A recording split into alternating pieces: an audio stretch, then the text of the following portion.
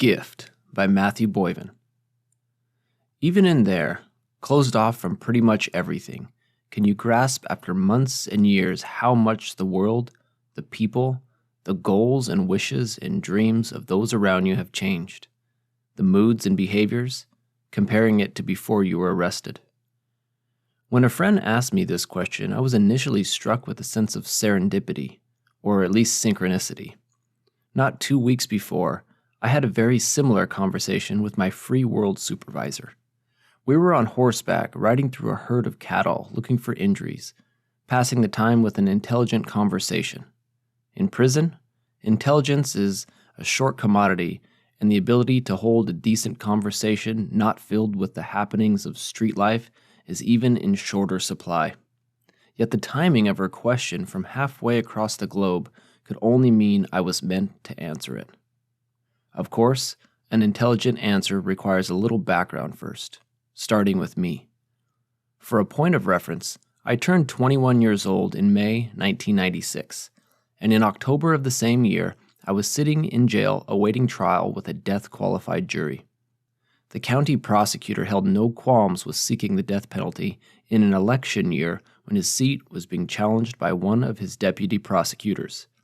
Understandably, I would not have been in that predicament if I didn't commit a heinous crime. But after a childhood that put the funk in dysfunctional, coupled with hardcore substance abuse, I was ill-prepared to effectively cope with the demands of civilized society, whatever those may be. Still, I make no excuses for the choices I made on the fact I mainlined cocaine as a poor substitute for therapy and a temporary antidepressant regimen.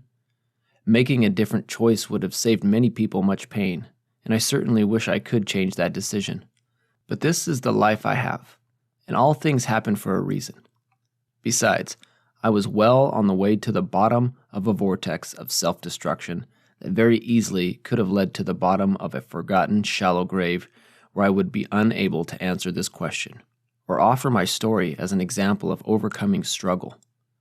I could focus my answer on others and how I've noticed their changes, but I feel more authentic sharing how my goals, moods, and behaviors have changed over the years since I was arrested. I was a terrified kid when I came to prison. The most trouble I had ever been in was an arrest for unpaid traffic tickets and being paddled once in junior high school for bringing toothpicks soaked in whiskey. I didn't consider myself a troublemaker. Tough, I knew I was definitely troubled. I came to prison on a Wednesday, and I was in the hole for fighting by Saturday. That was just the one that got caught by an officer. My first in-person visit was with my mother sitting at a table some distance away from the rest of the weekend visitation crowd. The security officers escorted me in handcuffs to the table, letting me visit wearing state jewelry I would become all too accustomed to. A captain came into our table, patted me on the shoulder, telling me, "It's good to see you manned up." He turned to my worried mother, telling her I was going to do fine in prison. She looked at me with a question in her eyes, but I just played it off. I didn't have the heart to tell her his last advice to me had been, "Boy, you need to get you a knife and get your ass back in the barracks." I did that and learned not to ask the officers for anything. If I wanted to survive in prison, I would have to do it on my own. So I did. I soon learned that prison life wasn't that much different from my street life. I could buy or make prison hooch to get drunk on, could buy drugs to get high, and could always find somebody to fight with when I needed to feel pain to remind me I was indeed still alive. Even in prison, I could keep my comfortable relationship with drama intact as I actively sought the self-destruction. That was my true addiction. I picked up right where I left off, not learning anything from the ordeal I dragged myself and my family through. But that, too, changed. I clearly remember the day I decided to make a change for myself. It was late 1998, and I was doing time in a private prison operated by the Wackenhut Corrections Corporation. In those days, the Varnon unit was the gladiator school housing of all us youngsters who liked to fight each other. When the Arkansas Department of Correction contracted with Wackenhut, the youngsters and the women were transferred to the 2 units of the Wackenhut complex. These were the two most expensive groups to house until the tough-on-cocaine surge of the 1990s crime bill aged, turning prisons into nursing homes, but that's another story. I was transferred to Wackenhut from the Varmin unit after stabbing a prisoner for taking my tattoo gun from me. The administration thought I was too violent for Varmin, I suppose, so I was put on a bus to be someone else's problem. I was expected to start work on my master's degree in survival after graduating from the gladiator school, but fate had a different plan. I was assigned to the honor pod as a barracks porter, mopping floors and cleaning toilets. I spent my days going to GED classes even though I was a high school graduate, and my nights drinking coffee to play dominoes until breakfast. There I was, Class 4 in Class 1 barracks, a hoodlum among the trusted prisoners of the unit, stagnating in my own lassitude. I woke up one morning and literally asked myself, Matthew, what are you doing with your life? I was wasting away, and I knew I was meant for something more. I just had no idea what that something was. I needed a change somewhere, anywhere, and the only place I had any control was the school. I sent for my high school transcripts and asked for an interview when they arrived. I spelled my way into a job at the school, breezing through the interview. The principal let me work as a resource tutor, which meant that now, instead of cleaning toilets, I was teaching young men to read and tutoring others struggling with the math portion of their general education diploma test. The woman I worked for was impressed with my intelligence. I found a new drug, approval. When the school took a summer break, I went to work in the mental health department of the infirmary, where I served as much as a peer mentor as a clerk. My favorite part of the job was sitting in on the group therapy classes, talking to others about solving the problems we all faced personally. A spark was lit that would grow to be a life's passion, but I was still far too self-centered at the time to realize what was happening.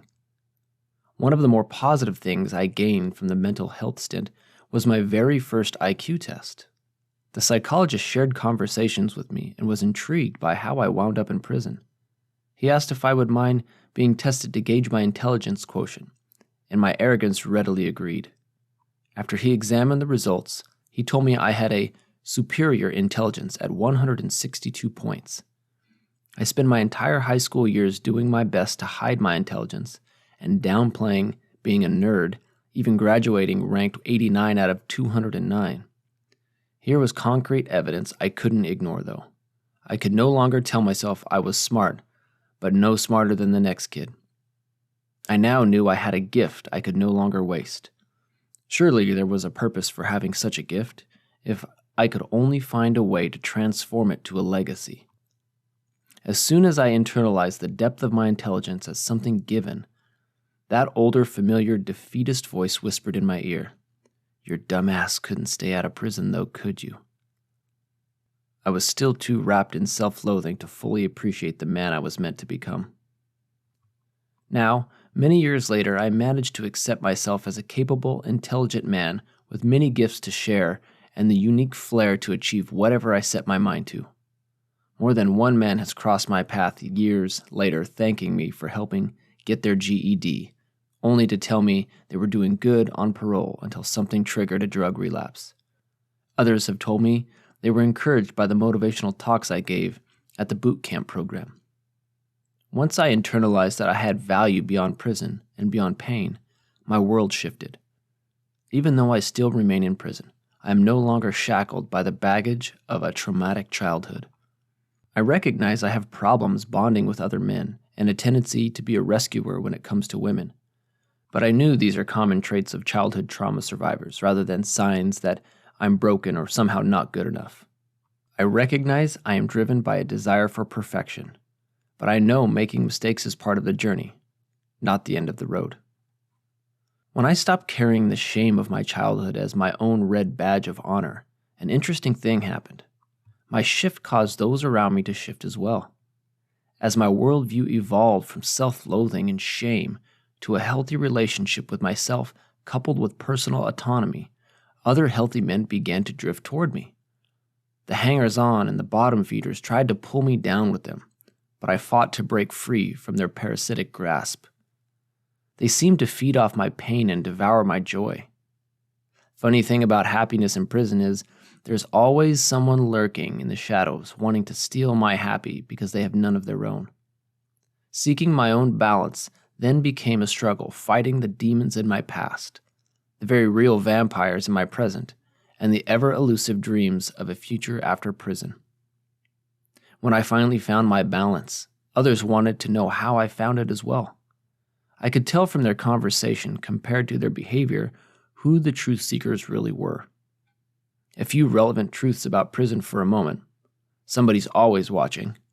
A mouth will say anything to get what it wants, and nobody makes it out without a scar, metaphorical or otherwise. Focusing on my own change, then, my words had to match my actions, or others would view me as just another charlatan running game. Conversely, I spotted the fake man when their actions didn't match their words. Digging myself out of my own pit was hard enough without having to dog someone else out of theirs as well. Digging beside me is another story, though.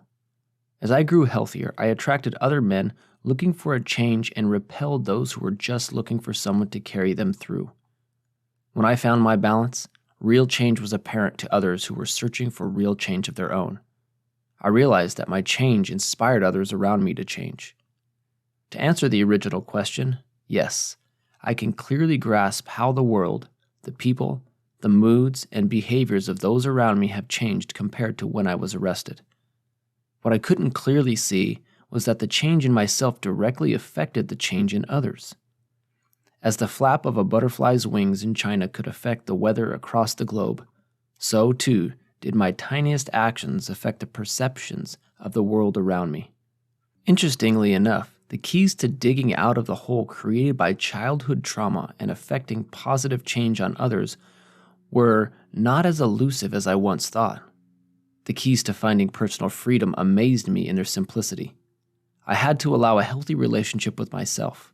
I had to develop an active personal autonomy, and I had to fight the inevitable apathy imposed by the drudgery of daily life. Once I internalized these simple concepts, the shift in my attitude shifted the world around me. That's another story, though.